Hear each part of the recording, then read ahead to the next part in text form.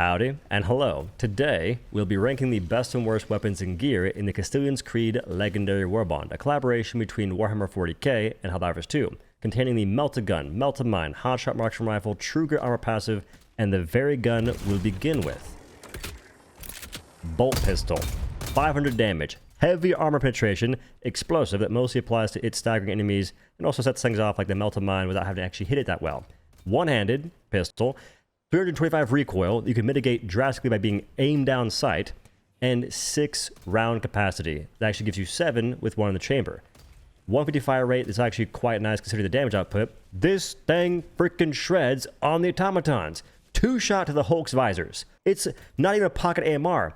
It's just basically an AMR, just minus a scope and durable damage. It's like a pocket AMR, I guess. You can 2-shot gunship engines, which feels freaking phenomenal. You can just take this with so many other weapons and combo in a way that's so synergistic, it gives you tons of opportunity to mix and match your builds. That alone is phenomenal. Like those kills by themselves is wicked. You 3-shot tuning gun turrets for factor shredders.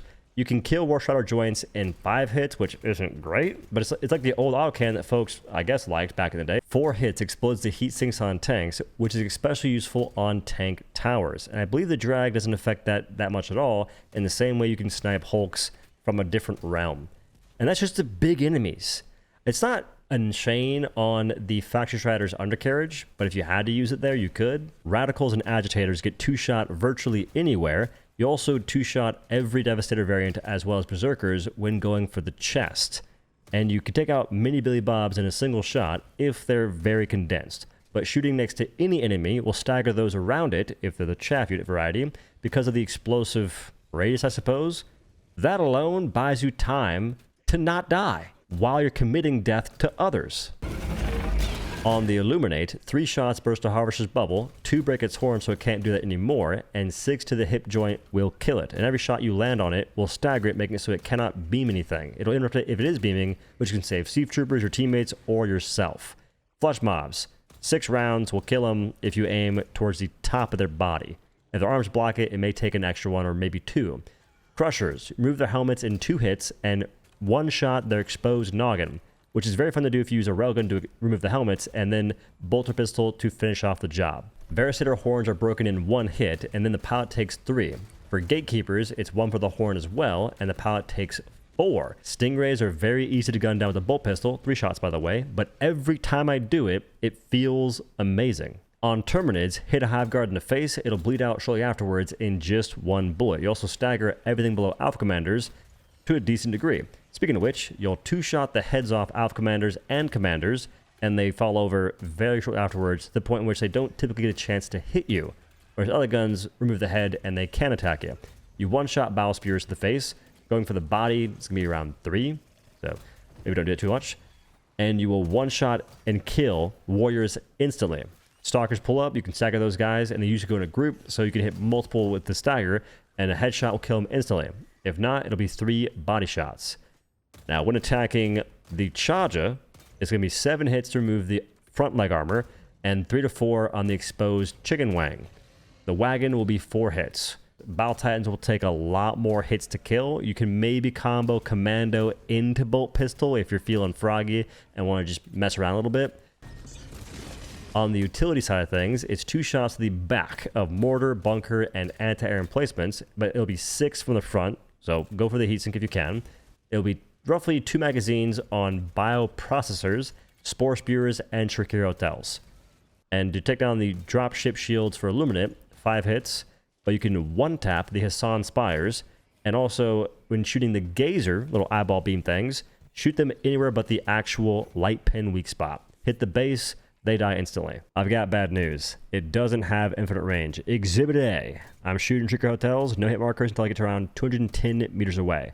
You can open up crates though, and farm super credits, guys. Let's go. Bolt Pistol is S tier, easily. Looks phenomenal, sounds fantastic, and it performs impeccably well. You can do things with this weapon that just open up the avenue to use different guns that you otherwise would never even dream of, since your secondary can just handle so many things. And it may seem overpowered, maybe it is, but to me, I feel as though the aim requirement will get a lot of folks to not use it in the long run, So we'll go ahead and see what happens as time passes. But I'm surprised that Arrowhead even made this weapon the way it is, just given how there's no ridiculous downsides. In fact, if they ever reduce the sway for pistols, the bolter just becomes that much more enjoyable to use, and also somewhat more powerful if you yourself can aim. Melta Mine. It deals 2,000 damage and 2,000 durable damage, anti-tank 7 with demolition force 40, and thanks to its outer radius, you can destroy Bile Titan spawners from the back. Toss the Melta Mine on the mound, shoot it, and it just blows it up. Kind of wicked. You can also take out bug nests from further away than you think, and destroy bot fabricators while also taking down the Illuminate dropships when they have shields on. Toss on the ramp fire, blow it up, you're set. Just don't do the same thing on the Repel Invasion mission right now. They're bugged and weird. Melta Mine gets 4 uses, which makes it quite nice against the behemoths charging after you. Toss on the ground, they run over it, and they get eviscerated. Just mangled beyond repair, and that's the behemoths. So it obviously will kill spore chargers, which is nice since they explode and hurt you if they're super close, and regular chargers. It's also good in the sense that you can do this reactively. Do understand that smaller bugs can set off Melta Mines. That goes for warriors and up. Hunters, wilbers, pouncers, they shouldn't be doing that. If they do, it's probably a bug, because you can one-shot Bile Titans. It's hilariously inconsistent. You're more so looking at 2 to 3 shots. At that point, it's not particularly worth it. And trying to get multi-kills on the hordes is a possibility, but difficult with how they all maneuver. Against the automatons, you'll one-shot Hulks, multiple if they're holding Johnson super tightly and close, like homies do, I suppose. And you can even take out tanks if they run over the Melta Mine. Tossing it at the front of them don't do much. If you hit them from the back on the heatsink, the top of them, that should one-tap them though. Handle Warstriders in Juan-splosion if they're close. Throw their legs or torso, call it a day, they're done. And if you see a group of Devastators, Berserkers, all somewhat close to each other, tosses in, you'll get multiple kills. So it has a bit more versatility on the bot front since you have less enemies to mess with it, so to speak. But it's going to be a little bit more challenging to get close to things as they can also shoot at you from distance. But in case the game's broken, you can walk up to enemies with nothing happening whatsoever. It takes 2 Melta Mines, at least in this situation, to kill a Vox engine, which is kind of cool. I wish you could stick it to the actual weak spot, but they bounce a lot. On the Illuminate, it is not that lucrative. It does handle flesh mobs in one tap, but aside from that, you don't typically kill Crushers in one explosion unless you throw it on their arms, in which case it can, but it still has a chance to bounce. You don't one-shot Harvesters unless you get both of their feet in the blast or a bit more. It has to essentially cleave through multiple appendages to try and get to that damage threshold to take it down. You don't one-shot Appropriators if their arms trigger the explosion before their full body goes over it. Like the pilot's sack has to be dangling above the Melta Mine or no dice. So the inconsistencies are abundant against the Illuminate, and factor in you're facing Crushers, Appropriators, Harvesters, Flesh Mobs, all at the same time.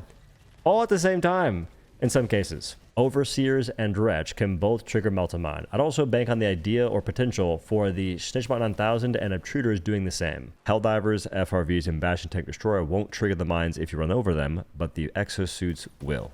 Melta Mine is A tier. The one aspect I want buffed is the ability for Melta Mine to stick to things better. Fabricators, enemy parts. I toss it at a Vox engine. I want it to stick to where I throw it at. I'm aiming it for a reason. I'm tossing this brick with precision.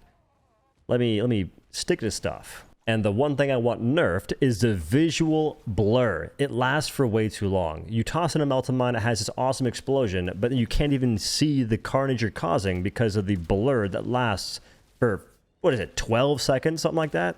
Cut it in half and it might still last too long. That's how excessive it is right now. Melta Gun, a 2-handed Bic lighter on steroids. You fire off a beam of fire that melts your enemies, dealing 2,600 damage. Per cartridge, you get 3 beams, and it's more akin to a Quasar with a laser cannon in terms of how you apply the damage. It's not an instant shot, it's more of a channeled attack. Reloading is not stationary, it's also done quite quickly. All these benefits do have a trade-off. That's the lack of range. There's a high risk, high reward in the sense of being up close and personal, for which, if you're there against the bugs, you can destroy behemoths. To the face, to the leg, just make sure you channel it there for a little bit. After you remove the armor, it'll hit the chicken wang and they perish. Going for the wagon, it's going to be dang near an instant removal. And this can work freaking awesomely as they're charging towards you. I'm not aware if you can handle spore charges before they damage you with their explosion, given your lack of range. But for Bile Titans, you can take them out in a single beam to the forehead easily when they're spewing, which is also much easier to avoid given its reduced radius. And even if they're running after you, against Spore Titans, if you wear rock solid armor, I'm fairly certain you can also one-shot those fellers. I just can't test it because they're not here right now. Hive Lord plates get broken rather quickly. Once they're gone, I would not continue beaming it unless you have homies helping you, since it'll take a month and some Sundays. Eviscerate Alpha Commanders and all those below it if you want to, but understand, once you fire the beam, you can't aim it that well, because it feels as though the ergonomics get turned down to -5, which makes it far more tedious to hit different fellers in one beam. You also don't have any pierce. Automaton Hulks die even faster than Chargers, giving you far more potential to weave between multiple, even with the ergonomics being so low, and that feels freaking awesome. Take out War Striders, so the Jondals, and even the leg, which is rather tanky, but you have the damage, to the point you can one-beam a tank to the front of its faceplate, which is the top of its actual turret. Oh, so you shouldn't do that, okay. Okay. Also goes for the front, side, and the back of the turret, and the back of the engine. On Factory Striders, you're employing the Little Big strategy, because in this case, you're Big Big. Go on the undercarriage, aim at a single side panel, and spark your lighter. You can also go to the eyeball and shoot that, but if you miss it all, it's going to be like dang near impossible to kill it. And as often, you can hit it from the back. Little rectangular vent, you beam there for a bit, it'll reach its demise. And you'll feel a little weird. Vox engines are fun to kill, but they do take a bit of time. Here I'm jonesing for the Jondals, for which it takes 3 beams. On Illuminate, it is dented to a different dimension. Harvesters get one beamed to the joint, best thing to aim for because it doesn't move as much, it's also a bigger thing to attack, but you get so close that in most cases it can sit there and hit you with the Emperor Palpatine Peen Taser. It's sending arc damage towards you that one-taps you unless you're wearing any arc resistance. That's not ideal. For the Appropriators, all the mechs, you can kill them in one beam if you hit their actual cockpit. Not the shield, but the cockpit itself. Now in groups, the shields don't exist most of the time, so you just go for the pilot, I guess. But they like wait till they're super close to do that in the first place, and they'll be blocking with their arms if they're the melee ones, and the range guys don't get close. Flush mobs do not die to one beam, as far as I know. And the Crushers do not die to one beam, unless maybe you beam off the helmet and also hit the little baby face underneath it. Melta Gun's utility is all damage. You cannot close bug nests, but you can destroy spore spewers, Shriekirotels in a single beam if you're close enough. You can destroy bot fabricators as well in a single beam, and bulk fabricators in 2 beams. Warp Gateway also requires roughly half a beam pretty much anywhere. Melta Gun is B tier. It's fantastic for the bugs. I love it for Chargers and Bile Titans. It just doesn't really reward you for the risk you're taking in being so close to enemies. And you don't get much value on the chaff because you can't pierce them, while also being unable to maneuver your reticle due to the ridiculously low ergonomics once you start using the Bic lighter beam. That stuff should probably get improved a little bit. Like maybe adding pierce would break it, so okay, sure, that might be a thing. A feature less powerful but still beneficial is giving Melta Gun the ability to splooch enemies. Hit a hunter or an alpha commander or lower, and you simply cause it to explode. This means that it's gone, there's no hitbox to mitigate your beam's damage, and you can hit more things. Hot-Shot is surprisingly good and fun against these small to medium chaff enemies. You deal 275 damage with medium pin, 30 ergonomics though, 12 round capacity, slow fire rate, and reload is a little hefty. But the damage you're dealing lets you reach certain breakpoints that makes it rather fun. You 3-shot Alpha Commanders, 2-shot Commanders, 2-shot Hive Guards to the face, and they bleed out very quickly, and 1-shot Warriors to the face as well, with, again, a very fast bleed out. And of course, you can one-tap Hunters, Wilburs, Pouncers, the small critters, with the ability to pierce them, hitting multiple, which for bugs, the angle makes it kind of rough, but it's still a thing that will happen to help you out a little bit. Not so good against the bigger enemies across all factions, because its durable damage is 40. That isn't going to move the needle as much as you need it to. For the bots, you can one-shot the arms off of every single regular Devastator. That means the Shieldens take off their freaking gun arm. They can't do anything. They walk at you menacingly. The regular Devastators, same deal. You can also one-shot the rockets on rocket Devastators and their gun. freaking wicked. If you go for a headshot, they're down for the count instantly, but that's better said than done with a diligence that has way better ergonomics. It's like twice as good.